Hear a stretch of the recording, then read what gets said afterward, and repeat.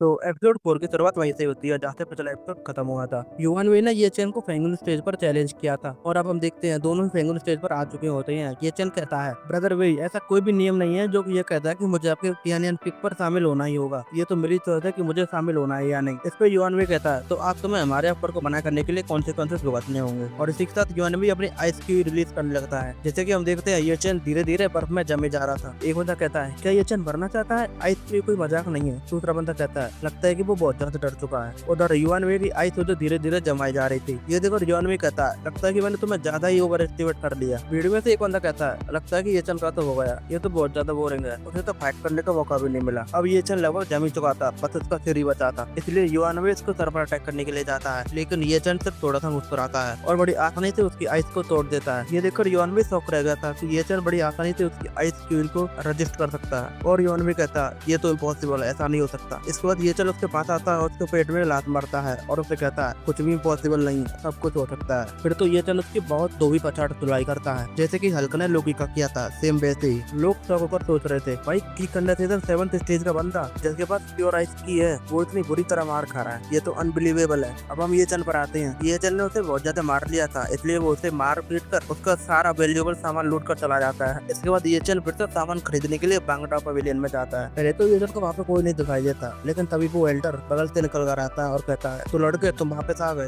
तो बताओ आप तुम्हें क्या चाहिए। ये चैन भी मुस्कुराकर कहता है, तो क्या आपके पास स्नो जेड और सेट है? एल्डर कहता है, बांगटा पवेलियन के पास सब कुछ मिलता है, 50 स्पिरिट स्टोन एक के लिए, तुम्हें बताओ कितने चाहिए, और अगर तुम बहुत सारे लेते हो तो मैं तुम्हें डिस्काउंट भी दे सकता हूँ, और ऑफकोर्स तुम्हें एटलीस्ट 50 और सेट तो लेने ही होंगे। इसके बाद ये चैन जो युवान में से सामान लूट कर आया था, वो एल्डर को दिखाते हुए कहता है, एल्डर जरा देखिए क्या इतना काफी होगा। एल्डर इन्हें देखकर कहता है, लगता है कि तुमने इस बेईमान को लूट लिया है। ये चैन कहता है, हाँ एल्डर तो सब जानते हैं। एल्डर कहता है, अभी जानूंगा क्यों नहीं, इसमें से ज्यादातर सामान वो मेरे से ही लेकर गया है। इसी के साथ ही एल्डर कहता है, इसमें लगभग 900 स्पेशल स्टोन है और ये बैग खुद भी 2000 स्पेशल स्टोन के बराबर है। तो ये चैन इन सभी के बदले स्नो जेड और सेट मांग लेता है। एल्डर उसे खुद ही स्नो जेड और सेट दे देता है और उसे 10 जेड एक्स्ट्रा देता है। जाते जाते ये चैन एल्डर से पूछ लेता है, पीछे वाली पहाड़ी पर सबसे ज्यादा स्नो जेड और सेट कहाँ पर मिलते हैं? एल्डर उसे बताता है, इस प्रकार की स्पेशल ग्रासेस लिंका गार्डन में संप्रदाय के शब्दों द्वारा लगाई जाती है और पीछे वाले पहाड़ पर जो लोग हैं वे सभी जंगली हैं और इनका नंबर भी लिमिटेड है। इस पर ये चैन कहता है, अच्छा तो स्नो जेड और सेट को सेक्स द्वारा कंट्रोल किया जाता है, अभी तो उन्हें पीछे वाली पहाड़ी पर ढूंढना बहुत ज्यादा मुश्किल है। इसी के साथ ही ये चैन वहां से चला जाता है। अनिक वो सीधा ये चैन गुफा में जाता है और वहाँ पे स्नो जेड और सेट को रिफाइन करने लगता है और हम देखते हैं उसने कुछ देर बाद रिफाइन कर भी लिया था। इसके बाद हमें स्नो जेड लिक्विड के बारे में बताया जाता है कि स्नो जेड और सेट एक मिरेकल ड्रग की तरह है, इसमें असीम आध्यात्मिक शक्ति होती है। पूरी बोतल पीने से किसी का डेंटियन में फट सकता है, लेकिन ये चैन ने तो यहाँ पे 20 बोतलें एक साथ पी ली, फिर भी ये चैन को कुछ भी नहीं हुआ। और ऐसा क्यों नहीं हुआ? क्योंकि ये चैन के पास ट्रू फायर है। इसी के साथ हम देखते हैं ये चैन कल्टीवेट करने लगता है और कुछ देर बाद कल्टीवेट करते ही वो की कंडेंसेटर के थर्ड लेयर पर पहुंच जाता है और हमने इस पावर के साथ ये चैन किसी फाउंडेशन एस्टेब्लिशमेंट वाले बंदे से भी फाइट ले सकता था। इसके बाद ये चैन उस गुफा से बाहर निकल कर आता है, लेकिन तब भी उसके सामने से एक चीज बड़ी तेजी से निकल कर जाती है। ये चैन उसे ढंग से देख भी नहीं पाता, लेकिन साथ ही वहाँ पे वही लड़की आती है जिसने की ये चैन का रेप करा था। ये चैन उसे देखकर चुप गया था और सोच रहा था, क्या ये भी हैंगर सेक्स थे लेकिन ये यहाँ पर क्या कर रही है। लेकिन तभी ये चैन के पास से लकड़ी टूट जाती है, जिस वजह से वो लड़की उसे ढूंढ लेती है। वो लड़की ये चैन से कहती है, क्या तुम भी हैंगर सेक्स के डिसाइपल हो? ये चैन को उसकी बातों से पता चल गया था कि हाँ इसे तो कुछ भी याद नहीं। अब भाई हमें पता नहीं ये लड़की ये चैन को पहचान क्यों नहीं रही है, शायद आगे वाले चैप्टर्स में इसका पता चले। वो लड़की आती है, क्या मुझे फिर से खुद को रिपीट करना होगा? मुझे बताओ कि तुम कौन हो और तुम इतनी रात को यहाँ पर क्या कर रहे हो? ये चैन उसे बता देता है कि मैं हैंगर सेक्स का डिसाइपल हूँ और मैं यहाँ पे स्पेक्ट ग्लास कलेक्ट करने के लिए आया था। वो लड़की कहती है, अच्छा ऐसी बात है, तो फिर तुम मुझे देखकर भाग क्यों रहे थे? कि हमारी शक्ल इतनी ज्यादा डरावनी? ये चैन कहता है, मुझे डर था कि तुम मुझे लूट लोगी। अब इस सब कुछ छोड़कर वो लड़की ये चैन से कहती है, अब बताओ कि क्या तुमने खेती को यहाँ से जाते हुए देखा? ये चैन भी उसे बता देता है कि हाँ एक व्हाइट लाइट यहाँ से गुजरी थी। ये चैन उसे नॉर्थ ईस्ट का रास्ता बताता है और साथ ही मन ही मन सोच रहा था, अब जल्दी भी करो, तुम यहाँ से चली क्यों नहीं जाती? अगर तुम्हें फिर से वो रास्ता याद आ गई तो तुम मुझे फिर से मारने की कोशिश करोगी। इसके बाद वो लड़की वहाँ पे फॉर्मेशन जैसा कुछ बिठाकर बैठ जाती है और ये चैन को get out of here quickly कहती है और ये चैन इसी मौका का इंतजार कर रहा था। ये चैन बड़ी तेजी से वहाँ से निकल जाता। उसे जाता वो देखकर वो लड़की सोच रही थी, क्या मैं इतनी ज्यादा डरावनी हूँ? ये चैन के जाते ही वहाँ पे एक और लड़की आती है और अब हमें पता चलता है कि ये लड़की जो यहाँ पे पहले से बैठी हुई थी वो ये चैन को पहचान क्यों नहीं रही थी, क्योंकि वो तो वो लड़की थी नहीं जिसने की ये चैन का रेप करा था, और जिसने की ये चैन का रेप करा था वो लड़की अब यहाँ पर आई है और ये वो लड़की है। पहली वाली लड़की दूसरी लड़की से कहती है, लिंगर तुम तो सेग्रेगेशन में थी, तुम यहाँ पर क्या कर रही हो? लिंगर कहती है, जो लड़की ये चैन के साथ सोई थी उसका नाम लिंगर है, इतना इंपॉर्टेंट काम चल रहा है तो मैं अभी भी सेग्रेगेशन में कैसे रह सकती हूँ और क्या ये बैरियर उसे बता सकती है? लिंगर के सीनियर कहती है,